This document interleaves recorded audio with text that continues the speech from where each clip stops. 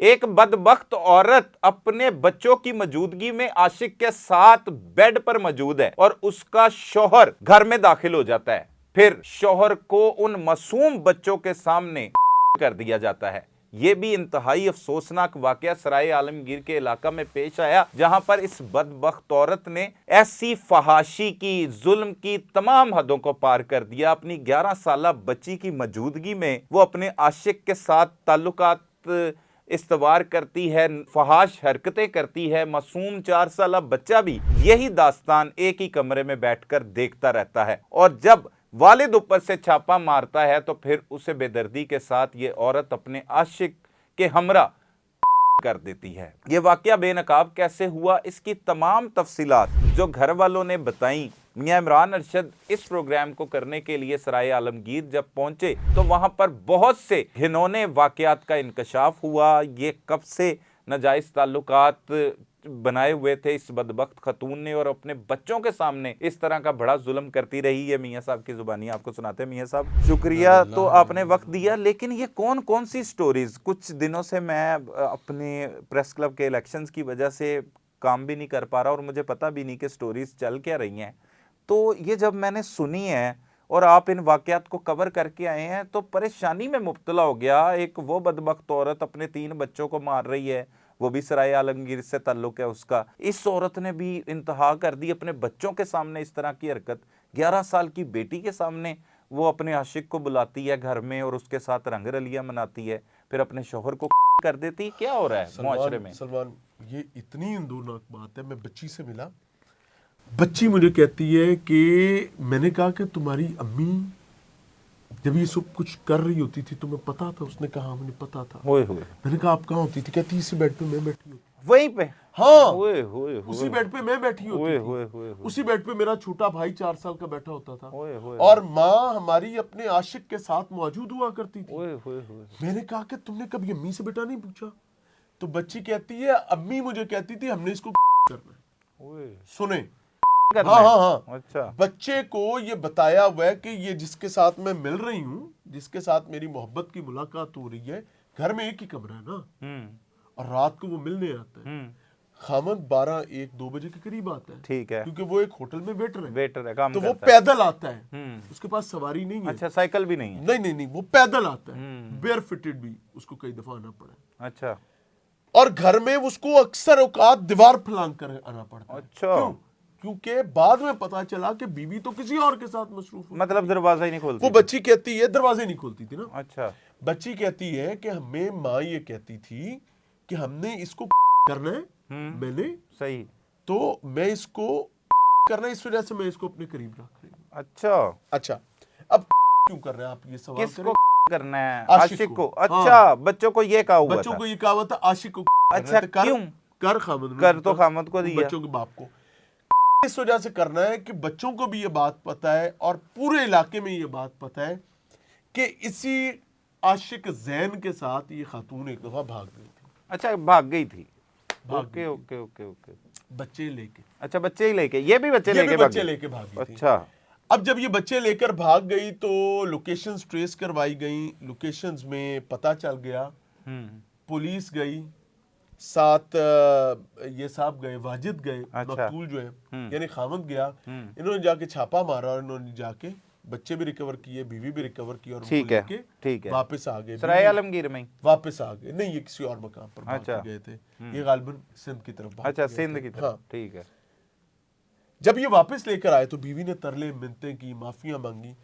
अब भाई से मैंने इससे पूछा, ये 4-5 भाई हैं वाजिद के से, कि यार एक बीबी नस गई तुसी फिर ले आके कर पा ली बच्चे, इन्ने दिनों किसी पराए मर्द ना रह के आईए, इधर भी गलती हुई है। हाँ, उन्हें क्या जी साडा भरा नहीं मंदा सी, कहंदा सी मेरे बच्चे रुल जाणगे। हाँ, बच्चे रुल। मैंने उससे कहा कि असल गल है सी कि भरा नहीं मंदा सी कि बच्चे रुल जाणगे, या असल गल है सी कि दोबारा शादी नहीं होगी।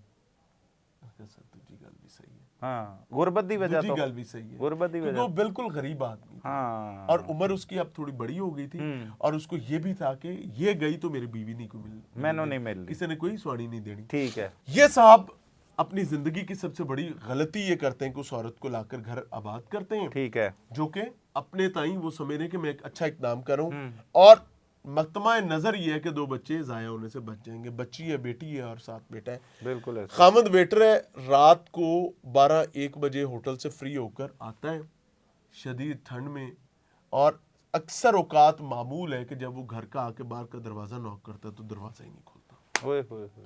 खड़ोता रहता है, फिर वो कंध टप के आंदा। हुण उनकी भी आदत बन गई कि आने करी नॉक करना नहीं खुला, उन्हें कंध टपनी आंदा। ठीक है। जो अंदर का दरवाजा है ना, उसको थोड़ा सा जोर का हाथ मारे ना तो खुल जाता है। ठीक है। उसकी चुटखनी कमजोर है हाँ। और लोहे के पार्ट हैं, वो खुल जाते हैं। अब इस कमरे में जब आप दाखिल होते हैं तो आपको दाखिल होते ही सामने, चूंकि वो दाएं कॉर्नर में दरवाजा है, आपको एक सिंगल चारपाई नजर आती है। ये बिस्तर है मकतूल की, यानी घर के बाप की, यानी वाजिद की। ठीक है। इसके बिल्कुल बाएं जानिब चारपाई पे हाँ डबल बेड लगा हुआ है। ठीक है। वो बच्चे डबल बेड जो है वो माँ का और बच्चों का है। ठीक है। यही वो डबल बेड है जहाँ पर ये खातून अपने आशिक के साथ मौजूद होती है। ओहो। इतनी सी जगह है बेड के दरमियान और पेटी के दरमियान। अच्छा। बिल्कुल, शायद इतनी नहीं होगी तो थोड़ी सी। ठीक है। ठीक है। 10 बाई 10 का कमरा है। मैं साइज नहीं एग्जैक्टली बता सकता। जब वो आखिरी बदकिस्मत रात वाजिद अपने ही घर में, अपनी ही महफूज पनाहगाह में, अपनी ही मलका के पास पहुंचा है तो घर का दरवाजा नहीं खुला, उन्हें कंध टपी है। वो जो रूटीन है। हाँ, तो जब दरवाजे की नॉक हुआ है ना दरवाजा, तो फौरी तौर पर आशिक बेड के नीचे घुस गया। अच्छा, वो शिफ्ट हो जाता है बेड। उसने वो बेड दे थले बढ़ जाता। आशिक साहब ने ऊपर ली थी चादर, पता नहीं चला पल्लू कहीं चादर का बाहर रह गया। भाई साहब घर आए हैं वाजिद साहब, वाजिद ने आके अंदर का दरवाजा ही लाया, नॉक की है, तो अंदर आते ही इनके मामूल है लड़ाई होना। वाजिद भी आवाज आ रहे पर रखा साथ ही हुआ है। वाजिद आके उससे बोला है कि की तरीका है, कौन दरवाजा नहीं किंदे नाल गल कर रही से, किंदे नाल गल कर रही से। यानी वाजिद को शक नहीं है, यकीन है, लेकिन फिर भी वो उसको घर में रखे हुए। पहले भी भाग गई हुई है। वाजिद को बेटी ये कहती है कि चादर का पल्लू नजर आया, तो अब्बू ने पूछा कि ए कौन है, ए किंदी चादर है। तो साड़ी मां जी प्यो नाल लड़न लग गई। इन्हें ची जिहड़ा है नायला का आशिक जो है जैन, अच्छा, वो नीचे से निकलता है, दोनों के दरमियान इनकाउंटर होता है, आपस में गुत्थम गुत्था हो जाता है। ठीक है। तो मुद्दयान कहते हैं कि जो नायला है उसने छुरी से वाजिद के पाँव का ये जो टखना है ना, इसके नीचे पीछे एक वेन होती है, बिल्कुल ऐसे वो काट दी। ओए होए होए, यहाँ पर छुरी मारी। और उसके बाद जो जैन है आशिक, उसने और नायला ने मिल के वाजिद को कर दिया, दोनों ने मिल। हाँ, ओए होए हो गया, मतलब सांस दबा कमरा दिया, भी धो दिया, गला दबा दिया, कमरा भी धो दिया। अच्छा, बेटी ये कहती है कि जब अम्मी और वो जो बदबख्त आदमी है वो हमारे अब्बू को कर रहे थे, मैंने कहा आपने शोर क्यों नहीं मचाया। कहती मैं देख रही थी, मैंने जब देखा ना तो मेरी माँ मुझे कहती है मुंह ते कंबल लैला नहीं तो तेनू भी को दिया। ओए होए होए, मासूम बच्ची, तू नहीं देखना। ओए होए होए, 9-10-11 साल 9-10 साल उस बच्ची की उम्र है। और जाग रही है वो जाग रही है, कहती मैंने मुंह पे कंबल। तो 4 साल बच्चा, वो 4 साल बच्चा जो पूरी बात नहीं कर सकता, वो छोटा है, वो छोटा है, लेकिन उसको वो अभी उस सदमे में ही है। ओए होए होए, वो उस सदमे में उनके सामने कर दिया। बच्ची ये कहती है कि ये सब मेरे सामने हुआ है। अच्छा, और मिलते भी ये सामने थे। हाँ? मिलते भी सामने, यही तो अजाब है। अच्छा, ये इसी के साथ भागी थी वो जो इसी के साथ मिली थी और उसी के साथ मिलके बंदा मार। और अब अच्छा, अब ये मामला क्या है कि ये सरढोक इलाका है। सरढोक एक गांव है जहां पर ये फैमिली आबाद थी। इस बच्ची की शादी ढोक में हुई थी। ढोक और सरढोक बारली आबादी को कहते हैं, और ढोक उसकी जो मेन आबादी है। ठीक है। ढोक में इसका मेका मौजूद है, तो मेके से ही इसका ताल्लुक जैन के साथ निकलता है। अच्छा, रिश्तेदार है। इस खातून ने खुफिया मोबाइल फोन रखा हुआ था, इसके पास मोबाइल अलाउड नहीं था। अच्छा, खुफिया, लेकिन ये भागी है तब भी इसके पास मोबाइल था, बाद में भी इसके पास मोबाइल था, और मोबाइल से ही ये तमाम रवाबित और कोई नहीं रहता था इसके इर्द गिर्द, कोई इसके भाई इसके देवर जेठ हैं वहां पे। अच्छा। लेकिन once again a distance between relatives, एक फासला, एक गैप था। और वो भाई कहते हैं कि जी इन्हां दे घरों रोज ही लड़न दी आवाज आ रही है सानू, ते ओ भैड़ी जी आवाज अजीब जी भरा दी आई है जिस टाइम ਅਸੀਂ अंदर आए गए।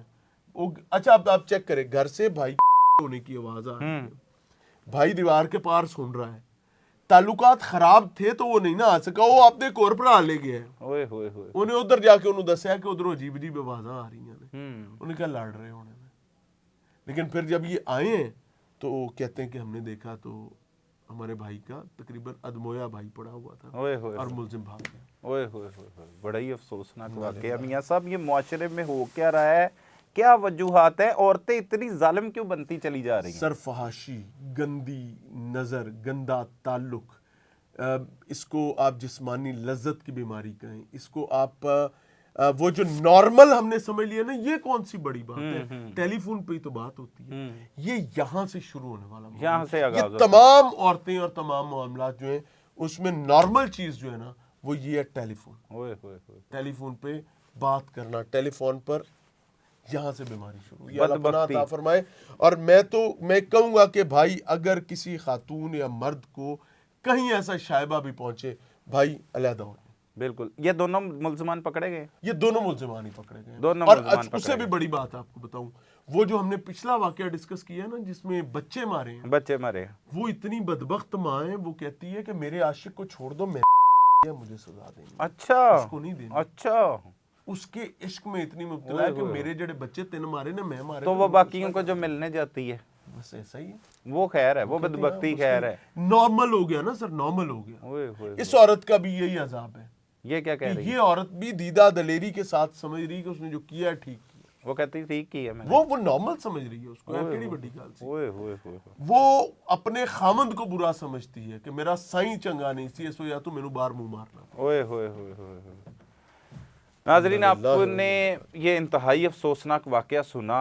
औरतों को होता क्या जा रहा है, ये किस तरफ चल पड़ी हैं, और ऐसी सफाक दरिंदा सिफ्त ख़वातीन जो ना सिर्फ अपने बच्चों के बारे में नहीं सोचती बल्कि अपने सर के ताज, अपने शौहर को, जिसकी वजह से सारे मामला चलते हैं इस दुनिया में, आपके सरबराह के तौर पर पहचाना जाता है, उसके साथ बेवफाई करती हैं। और बेवफाई जब शुरू होती है तो वो एक फ़ोन कॉल के ज़रिए शुरू होती है, फिर वो जिस्मानी लज्जत में तब्दील हो जाती है, और जिनसी हवस जो है वो बार बार इस तरह के काम करने पर मजबूर आपको कर देती है। तो फिर इंसान एक बहुत बड़े जो है वो सज़ा की तरफ फंस जाता है। ऐसी सज़ाएं उसे तौबा नऊज़ बिल्लाह मिलती हैं।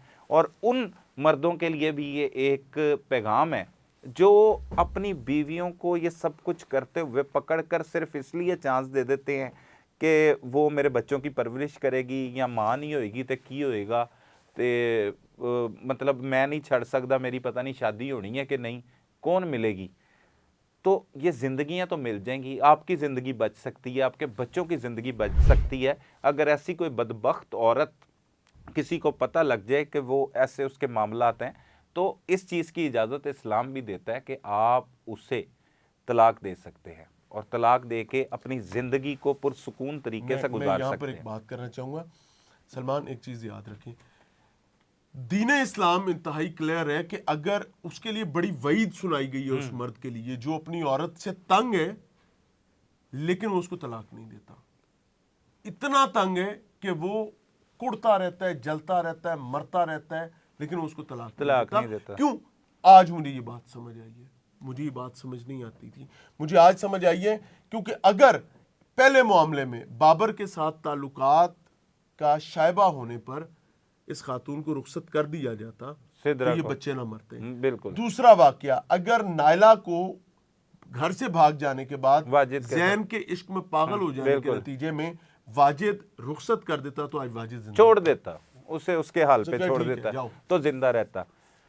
नाज़रीन, बस इंतहाई अफसोसनाक सूरत हाल है, लेकिन दुआ गो हैं कि इन औरतों को इन वाक़यात की वजह से काश सबक मिल सके, कुछ वो सीख सकें और ऐसे वाक़यात से दूर रहें, अपनी ज़िंदगी पुरसुकून तरीके से गुजारें। अपने मेज़बान सलमान कुरैशी को इजाज़त दीजिए। अल्लाह निगहबान।